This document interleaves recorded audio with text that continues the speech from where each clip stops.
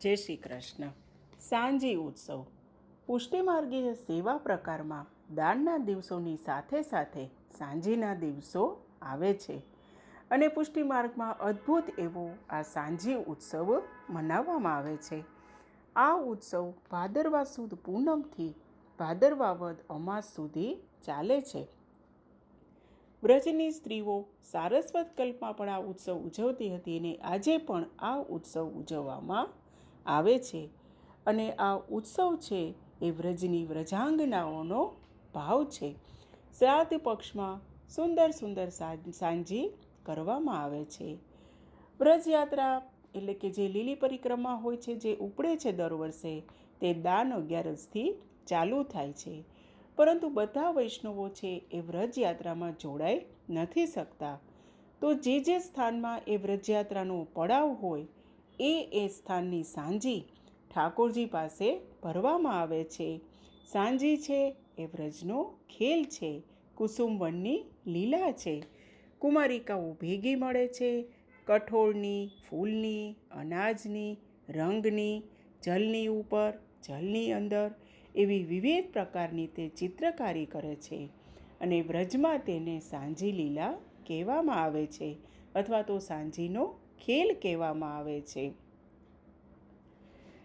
પુષ્ટિમાર્ગીય સેવા પ્રણાલિકામાં અથવા તો જે આપણે જો હવેલી પરંપરામાં જોઈએ તો જે વૈષ્ણવો વ્રજયાત્રામાં જે નથી જઈ શક્યા તો એવી ભાવના કરે કે આજે વ્રજયાત્રાનો પડાવ કુમુદવન હશે કે મધુવન હશે કે એવી ભાવના કરે, પછી તેને લગતી ચિત્રકારી કરે અને એની સાંજી કરે.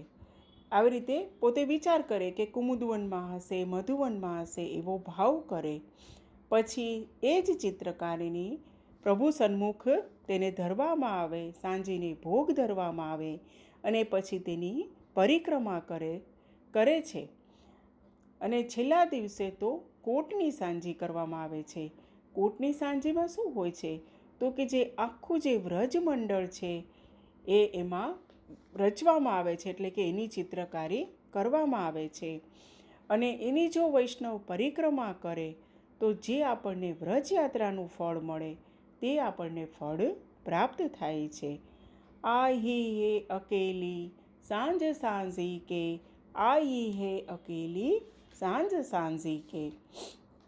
આપણા જે સ્વામિનીજી છે એ કીર્તિજીની એટલે કે એમના માતાજીની આજ્ઞા માગે છે કે હે માતા, હું કુસુમવનમાં સખીઓ સાથે ફૂલ લેવા જાઉં. તો કીર્તિજી કહે છે કે હા હા, આપ ફૂલ લેવા પધારો, આપણે સુંદર સાંજી રચીશું. હવે આજ્ઞા તો એક બહાનું છે, પરંતુ સ્વામિનીજીને ખબર છે કે પ્રભુ ત્યાં પધારવાના છે.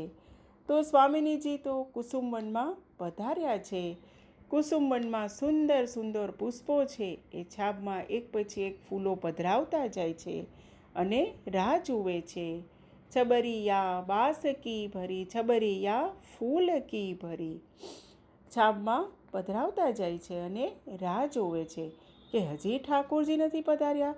ત્યાં તો આપણા ઠાકોરજી સખા સાથે લઠ્ઠ લઈને પધારે છે અને શું કહે છે કે આ કુસુમવનનો તો સ્વામી હું છું, આપ શા માટે અહીંયા આવ્યા છો? હું તેમનો સ્વામી છું. અને શું કહે છે? અરે ઓરી કોન હોરી પ્યારી, ફૂલવા બીનન बन में आई. आपने तो मेरी आज्ञा भी नहीं ली है. तो स्वामिनी जी कहती है हम तो सांझी के लिए फूल लेने आए हैं. तो ठाकुर जी कहते हैं कि मैं तो ब्रज को राजा हूँ. આ રીતે બંને વચ્ચે વાતચીત ચાલે છે અને આનંદ પ્રમોદ થાય છે. સાંજી લીલા છે એ કુસુમવનની લીલા છે. ઠાકોરજી છે એ સખી ભેદનો શિંગાર ધારણ કરે છે અને પ્રભુ સખી બની અને સ્વામિનીજીના ગામમાં રાવલ પધારે છે. અને આ જે સાંજી છે એ સાંજના ટાઈમે પ્રભુ સમક્ષ કરવામાં આવે છે. મહાપ્રભુજીએ આપણા મસ્તક ઉપર નંદનંદન પધરાવી અને જે આપણા ઉપર કૃપા કરી છે કે આપણા ઘરને વ્રજધામ બનાવ્યું છે પ્રભુ મસ્તક ઉપર પધરાવીને, એ જ રીતે આજે સાંજીને જે ચિત્રકારી કરી અને બ્રજલીલાઓની જે ચિત્રકારી કરીને જે સાંજી ભરવામાં આવે છે અને આ જ્યારે પ્રભુની સન્મુખ એ ચિત્રકારી ધરવામાં આવે છે ત્યારે તે પણ સ્વરૂપાત્મક બની જાય છે અને તેની જ પરિક્રમા કરવાથી આપણને વ્રજયાત્રાનું ફળ મળે છે. એ જ તો છે આ પુષ્ટિલીલા, કે ઘરે બેઠા પણ પ્રભુ આપણને જો ભાવથી તેની વ્રજના સ્થળની પરિક્રમા કરીએ તો આપણને વ્રજયાત્રાનું ફળ આપે છે.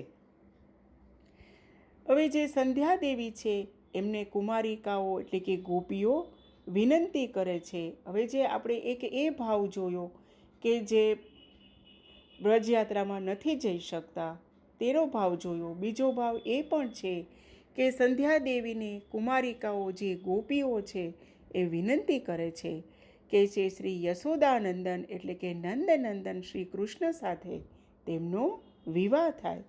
ગોપીઓ છે એ કૃષ્ણને પ્રિય હોય તેવી જે વ્રજની યાદ અપાવતા જે સ્થળો છે, જે વસ્તુઓ છે એ પ્રસંગોની રંગોળી બનાવે છે. તો ધારો કે ગિરિરાજજી છે, યમુનાજીનો કિનારો છે, કુંજ છે, નિકુંજો છે, કમળ છે, ગુલાબ છે, કુંડો છે, એ જે બધા વ્રજના સ્થાનો છે જે પ્રભુને પ્રિય છે, જે પ્રભુની સાથે જોડાયેલા છે, તેમની રંગોળી બનાવે છે અને નંદનંદનને પોતાના આંગણામાં આવવા માટે એ નિમંત્રણ આપે છે કે હે પ્રભુ આપ પધારો. ખેલત સાંજી રંગ રહ્યો, ખેલત સાંજી રંગ રહ્યો. શ્રી ગુસાઈજી પ્રભુચરણ અત્યંત કાલ્પનિક છે. તેમને આ વ્રજની જે કલા છે પ્રસિદ્ધ કરાવી અને ભારતીય સંસ્કૃતિનું એક એવું અંગ બનાવ્યું છે. જય શ્રી કૃષ્ણ. શ્યામ સુંદર શ્રી યમને મહારાણી કી જય.